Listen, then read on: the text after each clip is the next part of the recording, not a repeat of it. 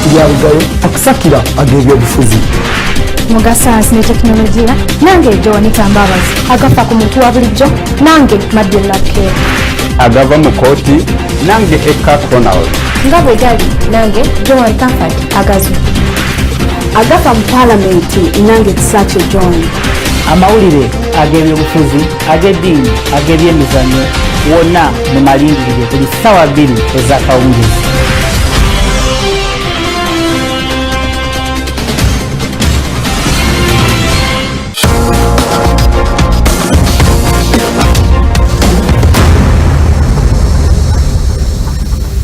Weewaawo abakiise mu Parliament abagudde ku kabenje olunaku olw'eggulo ne batwalibwa mu ddwaliro Nakasero kyaddaaki bafunye akangubanguba.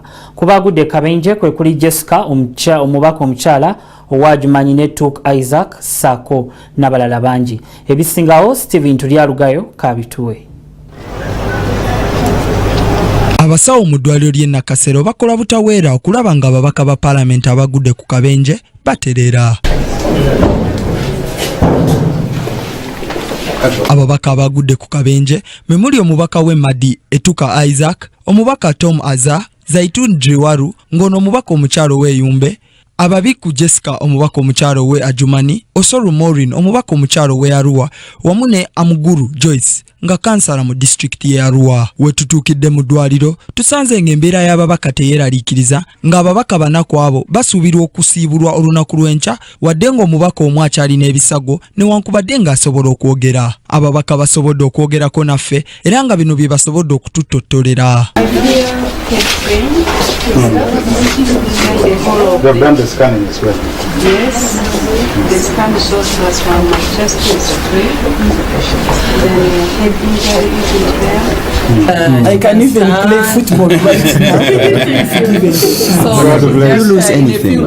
Abakugu abakola ku babaka bano bategeezezza nga ababaka bwe batandise okukuba ku matu era nga bakusuuka mu bunnambiro. We received 6 honorables, 2 have been discharged and the remaining 4 are stable and we hope they'll be going home soon. Ye Commissioner wa Parliament akyalidde ababaka bano Regan Okumu nga yakiikiridde ne Speaker wa Parliament Rebecca Litwala Kadaga agambye nti kirungi ababaka bali mu mbeera nnungi ng'era Parliament eri wamu nabo okulaba nga bayita mu kaseera kano akakazigizigi. No broken bones, no major injuries.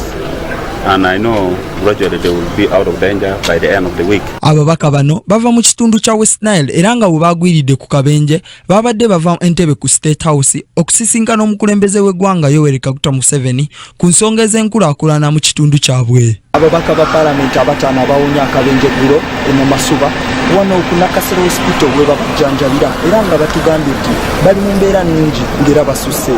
Ku lwa Kingdom TV ze Steven Tulyalugayo amalindirire. This is Kingdom TV.